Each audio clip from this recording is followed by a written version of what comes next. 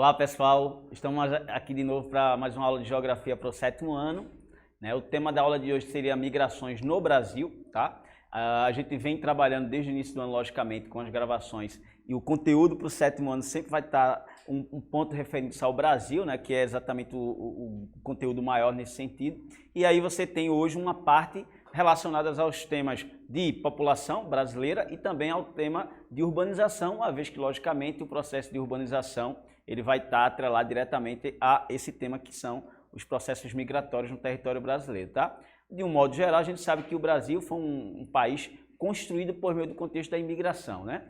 Principalmente a imigração que se iniciou a partir do final do século XV e início do século XVI, né, decorrente do processo de expansão marítima comercial imposto, de certo modo, aí pelos países, né, europeus, e como a gente tem os pioneiros nesse sentido, né, Portugal e Espanha, que se aventuraram, né, nos oceanos para descobrir novas rotas comerciais e, logicamente, territórios para se explorar riquezas diversas, né? E o Brasil, lógico, passou por esse contexto também. Então, nesse sentido, a gente tem aí o primeiro ponto que eu vou tratar aqui é de alguns conceitos, né, relacionados à migração. Para início de conversa, o que é que vem a ser migração? Então, a migração corresponde ao processo de deslocamento da população na superfície da Terra. Esse deslocamento ele vai ser decorrente de vários fatores, tá? Então, por exemplo, desde que a humanidade se entende pela humanidade em si, desde a pré-história, né? Desde os primórdios, a gente tem o processo de migração sendo comum.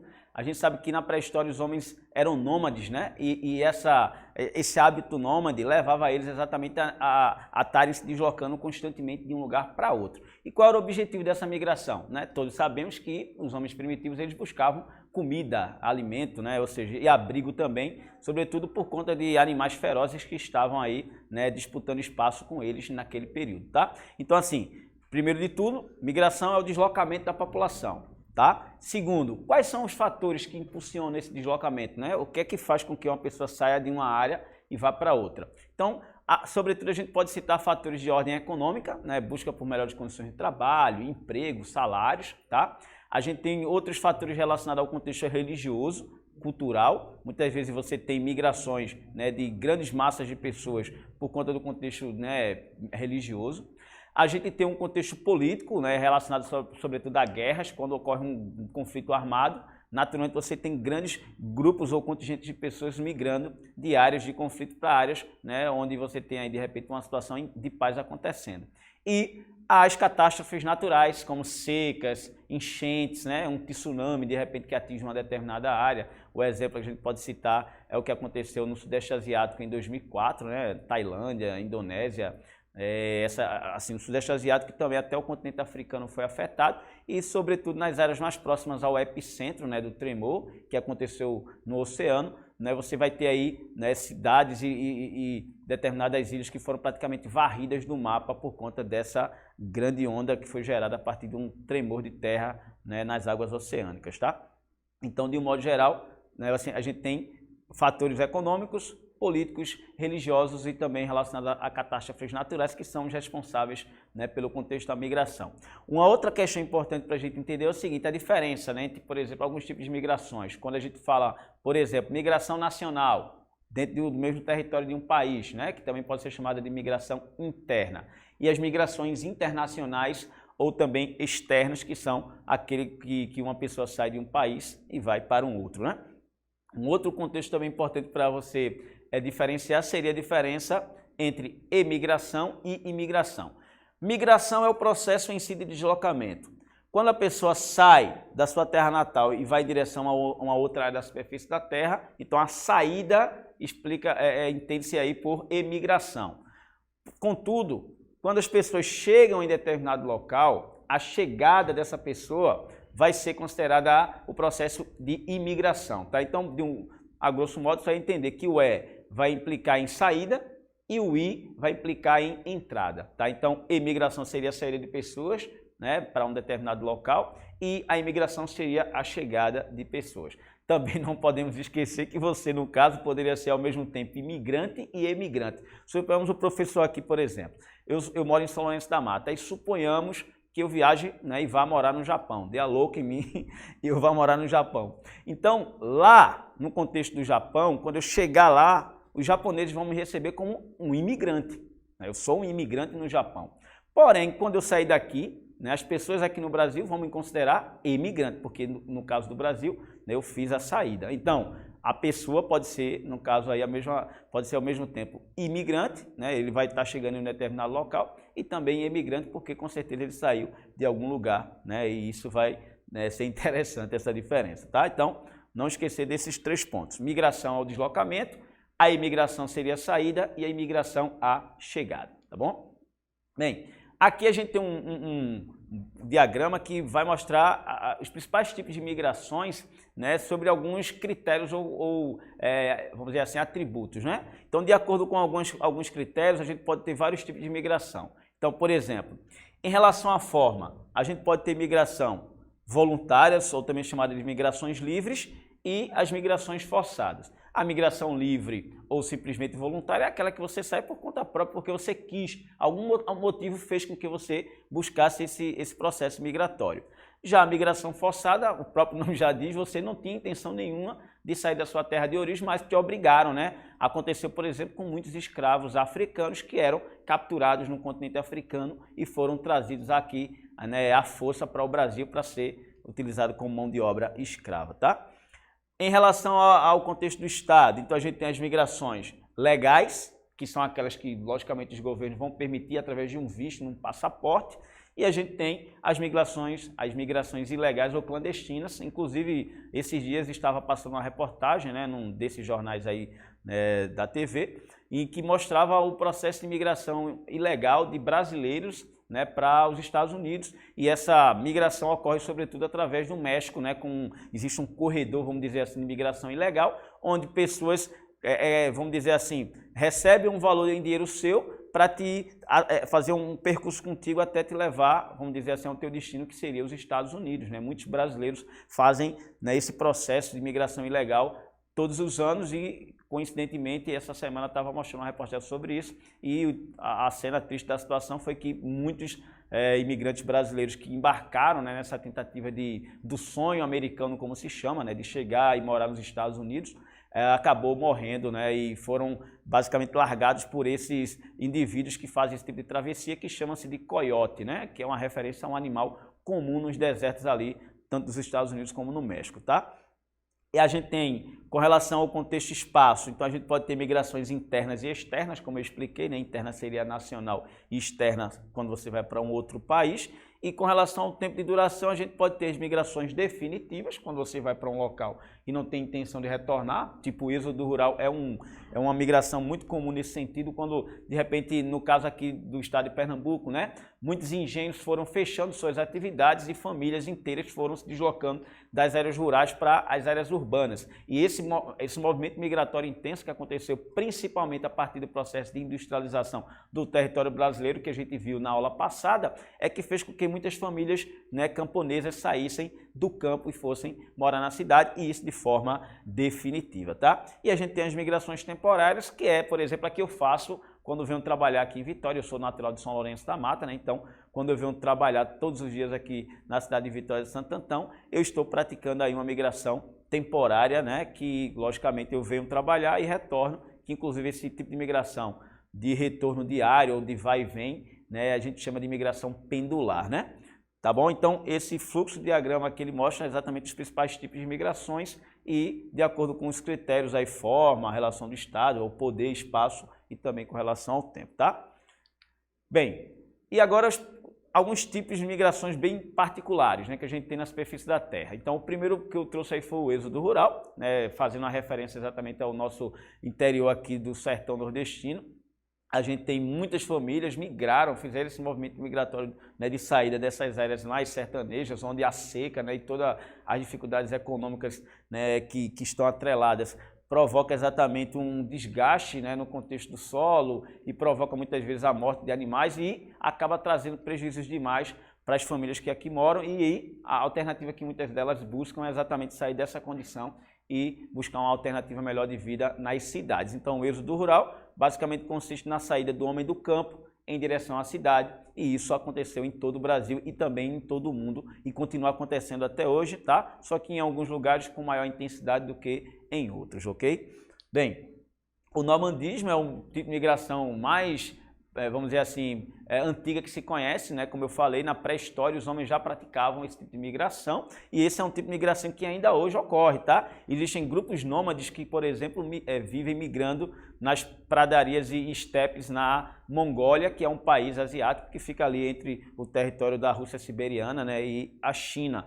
Então, na Mongólia você tem ainda famílias, né, grupos de pessoas, clãs, que ainda praticam esse tipo de migração chamado de nomandismo, né? Ou seja, eles são nômades, eles não têm moradia fixa e vivem se deslocando, né, de local para outro, sempre à procura de comida e abrigo. E, logicamente, a isso você tem a influência das estações do ano, né, que vão também fazer com que haja uma mudança de destino, sobretudo buscando alternativas, né, mais viáveis de sobrevivência, tá? Então, muito interessante esse tipo de migração. Desculpem. O outro foi a transumância, que também pode ser chamada em alguns contextos de migração sazonal. Ela é um tipo de migração sazonal porque ela é periódica, tá? Eu trouxe aqui 2 exemplos para a gente entender o que seria a transumância. A transumância é um tipo de migração que geralmente está associada a uma condição de mudança de estação, né? E está atrelado também a um contexto climático.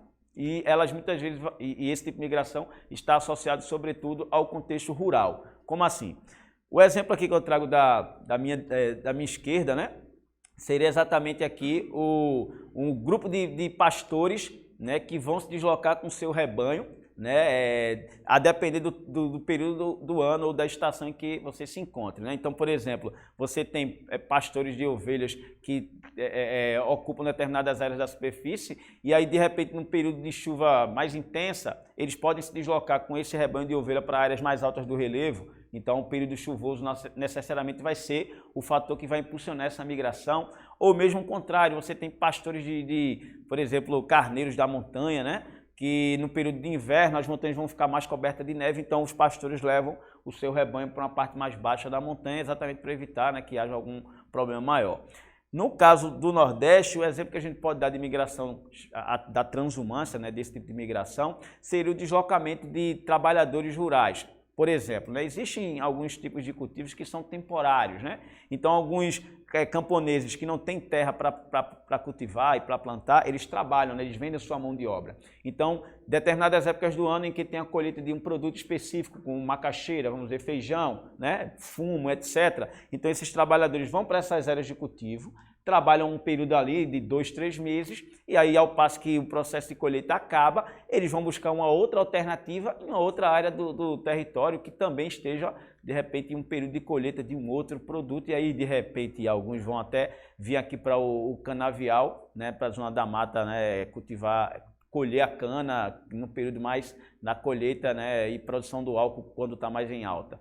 Então, assim, de um modo geral, tanto a migração, né, relacionada à questão da pecuária, como a migração relacionada à busca por trabalhos no contexto rural, vão ser consideradas aí migrações do tipo transumância, que vão estar, como eu falei, atreladas à questão climática e à mudança das estações do ano, né? E tanto no contexto da agricultura como na pecuária, você tem períodos em que determinados produtos ou determinados rebanhos são mais propensos ou não, né?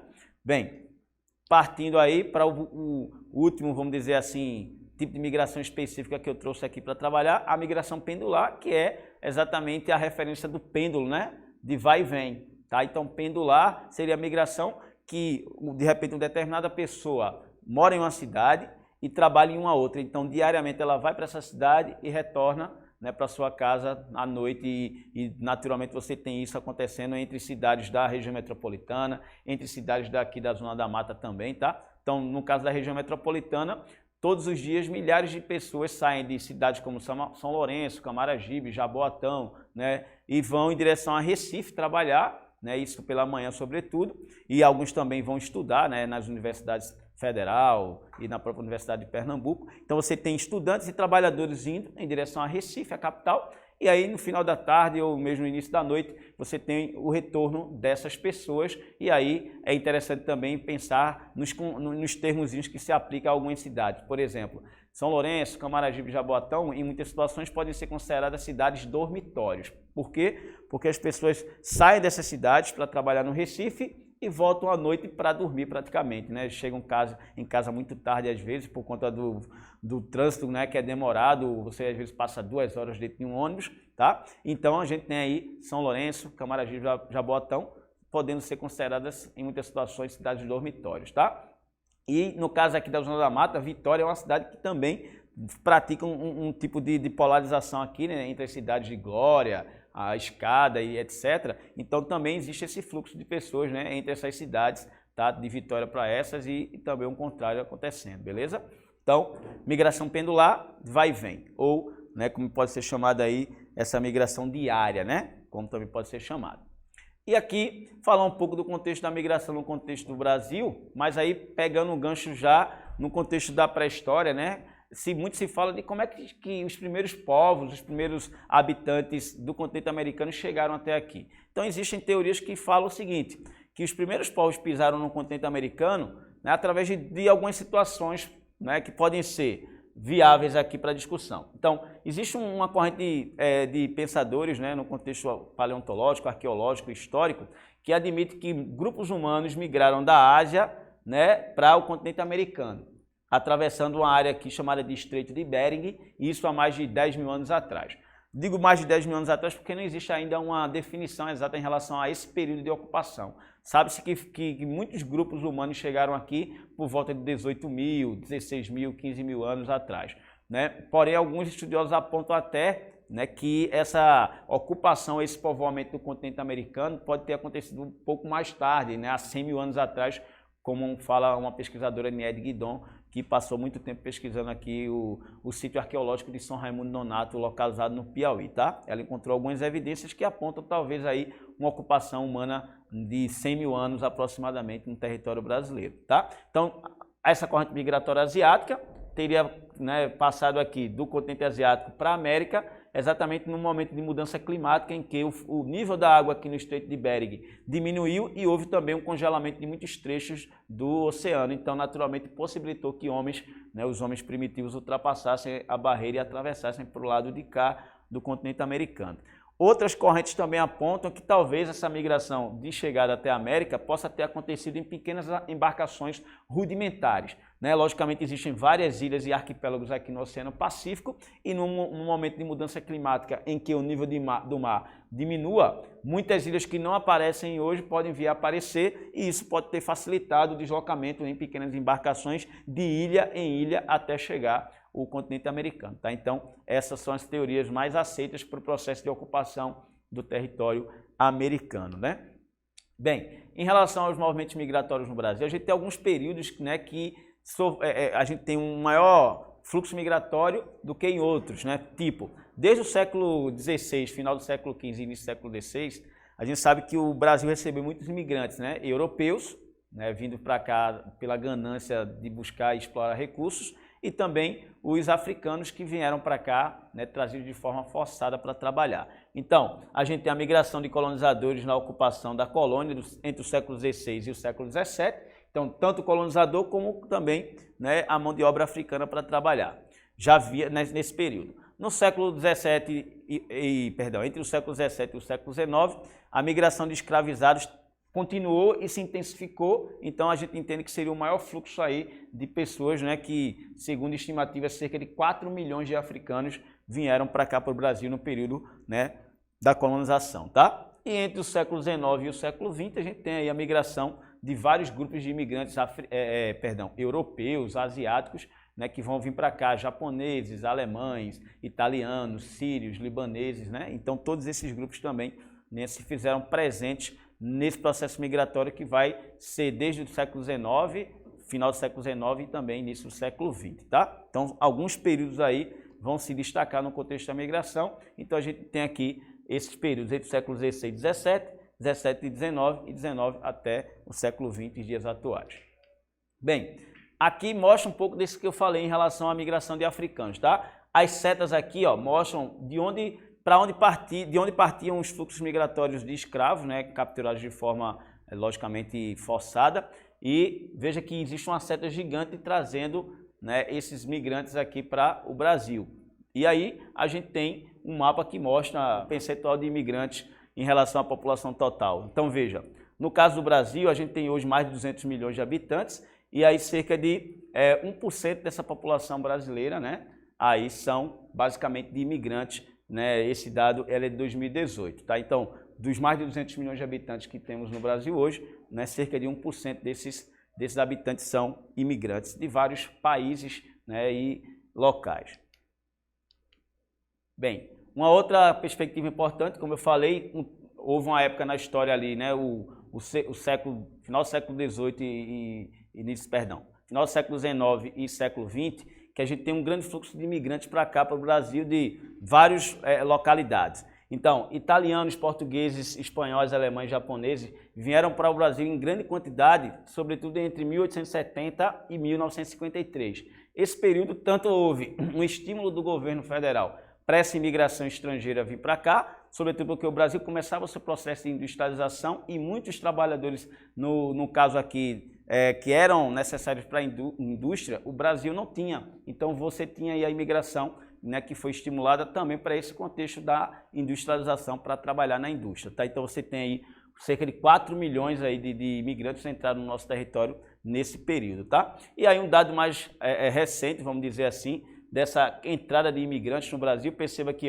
aqui no gráfico você tem um período de 2015 até 2022, que é uma estimativa logicamente. Então a gente tem aqui cerca de 1.000 imigrantes entrando no nosso território em 2015 e aí a gente tem um aumento, chegando um pico aqui em 2018, quando cerca de 20 mil imigrantes entraram no nosso território, principalmente venezuelanos, haitianos, bolivianos, hoje são grandes grupos, né, que vão estar presentes aqui no nosso território, tá?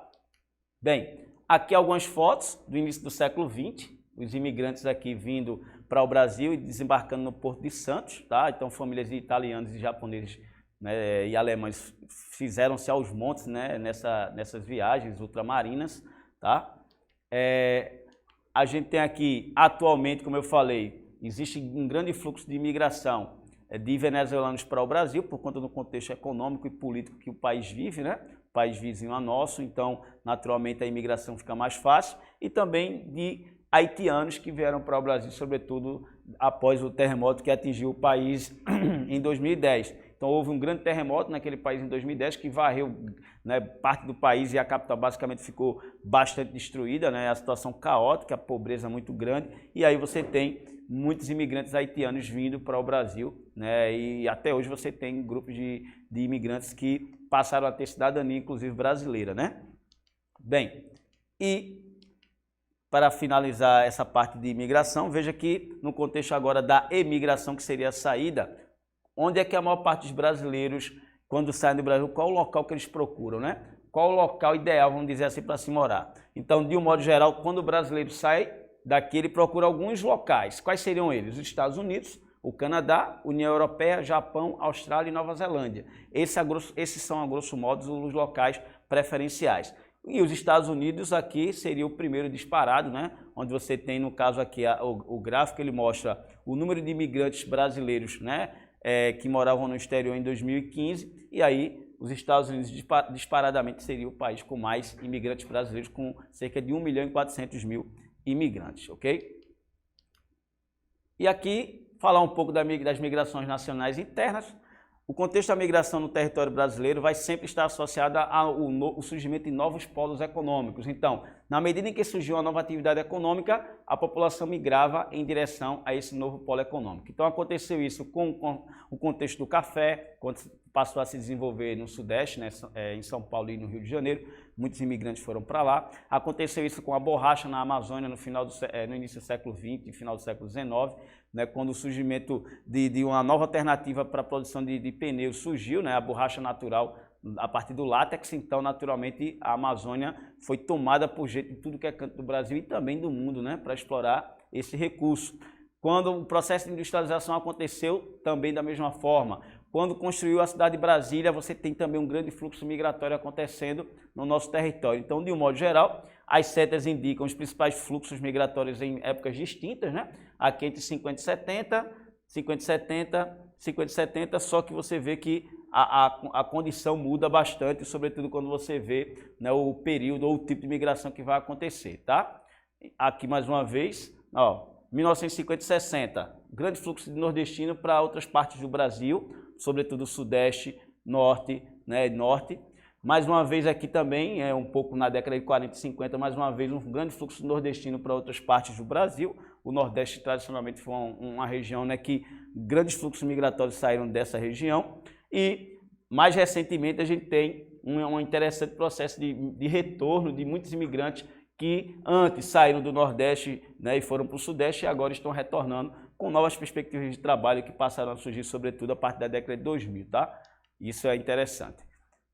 Bem, gente, chegamos ao final de uma aula, né? Hoje a gente trabalhou o tema migrações no território brasileiro. De um modo geral, o Brasil é um país, né, como eu falei, que recebeu muitos imigrantes ao longo do tempo, no seu processo de formação. E, naturalmente, dentro do próprio território, por conta do surgimento de novos polos de economia, né, surgimento de novas atividades econômicas, fez com que houvesse a atração, né, de pessoas que buscavam novas alternativas de trabalho e melhores condições de vida, tá? Espero que vocês tenham gostado do conteúdo de hoje e na próxima aula vamos né, dar sequência a essa parte aí relacionada ao território brasileiro. Espero que vocês curtam, né, e aproveitem o momento de estudo que foi esse agora, tá? Um abraço e fiquem com Deus. Até a próxima.